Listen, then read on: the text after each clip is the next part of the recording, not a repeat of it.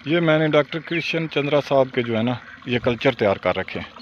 ये मैंने 4-5 दिन पहले OWDC और NPK जो है ना इसको मल्टीप्लाई किया था। 5-6 दिन के बाद मैंने इसको वाटर कूलर वाली मोटर से जो है ना शेक किया। ये इंतहाई गाढ़ा था। जब मैंने इसको वाटर कूलर मोटर से शेक किया तो ये बिल्कुल इंतहाई पतला पानी की तरह हो गया। इसकी क्या रीज़न हो सकती है? किसान साथियों, काफी दिन से हमें व्हाट्सएप मैसेज प्राप्त हो रहे थे कि हम जो भी कल्चर तैयार करते हैं वाम, ट्राइको, NWDC, NPK, कुफंगी इत्यादि जो हम बना रहे हैं, जल्दी बनाने के चक्कर में हिलाने से पीछा छूट जाए हमारा, हमें हिलाना ना पड़े, उसके लिए हम water cooler motor, air pump, 1 HP, आधा HP की मोटर का उपयोग हम कंटिन्यू हमारे जो भी ड्रम्स हैं, जो भी हमने बड़े स्तर के ऊपर तालाब इत्यादि बना के टैंक, बड़े टैंक लगा के ये सभी मदर कल्चर हम तैयार करते हैं। लेकिन क्या ये कल्चर तैयार करने का जो तरीका है ये सही है या नहीं है, इस पर आज हम आप लोगों के बीच में ये वीडियो साथियों लेके आए हैं। ये आपके लिए बहुत उपयोगी है। कहीं आप ये गलती ना दोहरा रहे हो तो वीडियो को पूरा सुने, ध्यान से सुने। जो भी आपका सुझाव हो वीडियो के नीचे कमेंट करके अवश्य साथियों बताइए। किसान साथियों नमस्कार, मैं अमित महिला यूट्यूब चैनल के ऊपर आपका हार्दिक स्वागत है, अभिनंदन है। अगर आप नए आए हैं तो चैनल को सब्सक्राइब करके बेल आइकन घंटी को अवश्य दबा लें ताकि आगे आने वाले वीडियो का नोटिफिकेशन आपको प्राप्त हो सके। किसान साथियों, आपने देखा होगा कि जल्दी बनाने के चक्कर में कल्चर को हम उसमें वाटर कूलर मोटर हम लगा देते हैं, एयर पंप हम लगा देते हैं, या आधा HP या 1 HP जो बड़े स्केल पर, जो लार्ज स्केल पर हम तैयार कर रहे हैं वहां पर आधा HP या 1 HP की मोटर हम वहां पर लगा देते हैं। काफी जगह हमने ये देखा कि पनडुब्बी उसके अंदर जो है डालने का काम हम करते हैं, जिससे कि हमारा सोल्यूशन जल्दी जो है वो तैयार हो जाए। इसमें सबसे अच्छा जो तरीका है वो मैं एयर पंप को मानता हूं, क्योंकि एयर पंप का मुख्य रूप से साथियों कार्य क्या है, एक तो वो बाहर होता है, ओपन होता है, और एयर पंप क्या करता है, बाहर से ऑक्सीजन को लेके उसके अंदर ऑक्सीजन छोड़ने का जो है वो कार्य करता है। और जितने भी किसान साथियों ने, मैं खुद एयर पंप से सभी कल्चर बना रहा हूं, मेरे आसपास काफी ऐसे साथी हैं जो कल्चर बना रहे हैं, सभी एयर पंप का यूज कर रहे हैं। तो पहले हम भी वाटर कूलर मोटर का उपयोग करते थे, लेकिन कुछ दिक्कत हमारे सामने आई, इसलिए हमने वाटर कूलर मोटर को बंद किया। तो एयर पंप का जहां पर हम उपयोग कर रहे हैं वो सबसे उपयोगी, सबसे अच्छा उपयोगी साबित जो है वो हुआ है। नंबर 2, जो वाटर कूलर मोटर जो हम यूज करते हैं, जो हमारे कूलर्स इत्यादि होते हैं जिनमें मोटरें होती हैं जो पानी को छोड़ने का काम करती हैं, वो हमारे लिए नुकसानदायक साथियों किस लिए है, आज उस पर भी मैं एक चर्चा करूंगा। आगे हम इसके तीसरे भाग में भी आप लोगों के बीच में बातचीत करेंगे। वाटर कूलर मोटर जो होती है, क्या होती है, जैसे हमारे कूलर्स खराब हो जाते हैं, वो वाटर कूलर, उनके वो जो मोटर होती है वो अच्छी होती है, तो उसका यूज हम जो है बनाने के लिए करते हैं, कल्चर को मल्टीप्लाई करने के लिए करते हैं, यानी उसी के पानी को उठाते हैं और उसी के अंदर छोड़ने का काम करते हैं। इससे वो जो पानी का सर्कुलेशन बनता है और वो पानी जो है वायुमंडल में जो उपस्थित हमारी ऑक्सीजन है उसके संपर्क में आता है और हमारे बैक्टीरिया की संख्या जो है वो बढ़ती है। इसमें सबसे जरूरी यह भी है कि लास्ट में भी इस बारे में चर्चाएं करेंगे, कितना समय चलाना चाहिए, सबसे बेस्ट टाइम जो है वो कितने टाइम होना चाहिए। तो उसमें क्या हो रहा है कि जो पुरानी मोटर है उसमें करंट जो है वो आउट हो रहा है, बाहर हो रहा है, पानी में करंट आ रहा है। हमारे काफी साथी जो हैं इस तरह का तरीका अपनाते हैं, उस वजह से उनका कल्चर खराब हो रहा है, क्योंकि वो मोटर ज्यादा पुरानी है और वो करंट छोड़ रही है पानी के अंदर। तो जो भी कल्चर आप बना रहे हो, जो भी मदर कल्चर आप बना रहे हो, वो बिल्कुल खत्म हो जाएगा साथियों। क्योंकि हमारे जो भी बैक्टीरिया, जो भी माइक्रोज होते हैं, जो भी हमारी मित्र फंगस होती है, वो बिल्कुल सूक्ष्म होती है, ये आप सबम भी जानते हैं।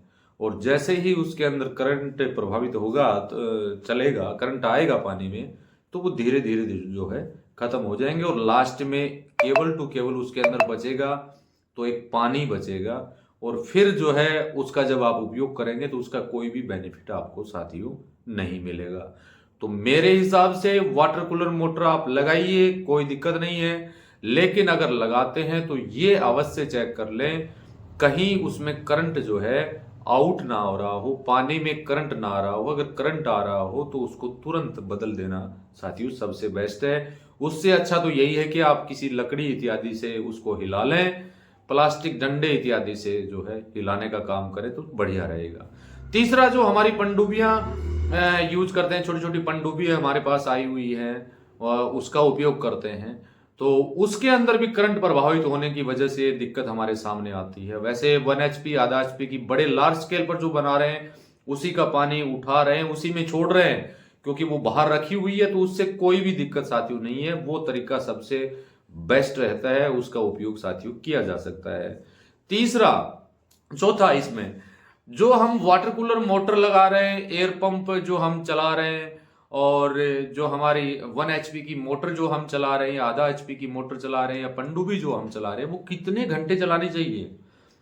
वैसे अगर सही मायने में बात की जाए तो एयर पंप भले ही चाहे 24 घंटे चलता रहे, उसमें कोई भी साथियों दिक्कत आपको नहीं होगी, क्योंकि वो हमारे किसी भी माइक्रोज को, किसी भी बैक्टीरिया को छेड़ने का काम नहीं करेगा, क्योंकि उसके द्वारा कोई भी सर्कुलेशन नहीं होगा। वो तो कार्य केवल टू केवल यही करेगा कि ऑक्सीजन बाहर से खींचेगा और अंदर उस पानी में छोड़ने का काम करेगा। तो उसको कितने भी घंटे आप चलाइए, नो प्रॉब्लम। लेकिन जहां पर वाटर कूलर मोटर आप चलाने का काम कर रहे हैं, तो वहां जो है उसका एक समय निर्धारित आप करें। 1 HP की या पनडुब्बी इत्यादि आप चला रहे हैं तो वहां एक टाइम निश्चित आप करें। उसको पर डे जो है आपको 1 घंटे 2 घंटे आपको चलाना है। ये नहीं कि आप उसको लगातार 24 घंटे आप उसको चलने दें, ऐसा तरीका बिल्कुल साथियों आपको नहीं अपनाना है। तो अंत में मेरा निष्कर्ष यही है कि अगर आप water cooler motor, air pump या पनडुब्बी इत्यादि अगर आप लगाना चाहते हैं तो सबसे बेस्ट तो ये है कि आप एयर पंप ही चूज करें, एयर पंप ही लें, तो वो सबसे अच्छा साथियों रहेगा अगर आप जल्दी बनाना चाहते हैं। अन्यथा जो है डंडे से हम हिला रहे हैं वो तरीका सही है, क्योंकि ड्रम इत्यादि में अगर आप बनाते हो तो सुबह 4 से 5 मिनट का समय लगता है, उसमें आप उस सभी को हिलाया जा सकता है। लेकिन लार्ज स्केल पर अगर आप इसको बना रहे हैं तो आप इस बात का विशेष रूप से आप ध्यान रखें कि वाटर कूलर मोटर इत्यादि अगर आप लेते हैं तो उसमें करंट प्रभावित नहीं होना चाहिए, ये आपको ध्यान रखना है। एयर पंप ही लें, सबसे बेस्ट रहेगा।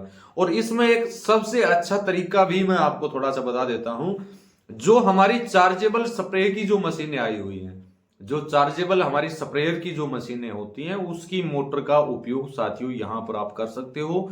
वो भी आपके लिए सबसे बड़ा फायदेमंद होगा। एक तो उसकी गति तेज नहीं होगी, गति तेज नहीं होगी तो हमारा बैक्टीरिया, क्यों ज्यादा अगर पानी का भाव होता है तो उस वजह से भी हमारे बैक्टीरिया फंगस में जो है दिक्कत आती है, वो खत्म होने का खतरा रहता है। लेकिन वो जो स्प्रेयर की जो मशीन होती है उसमें प्रेशर इतना नहीं होता, वो हल्का हल्का चलता है, तो उसका सहारा आप ले सकते हैं।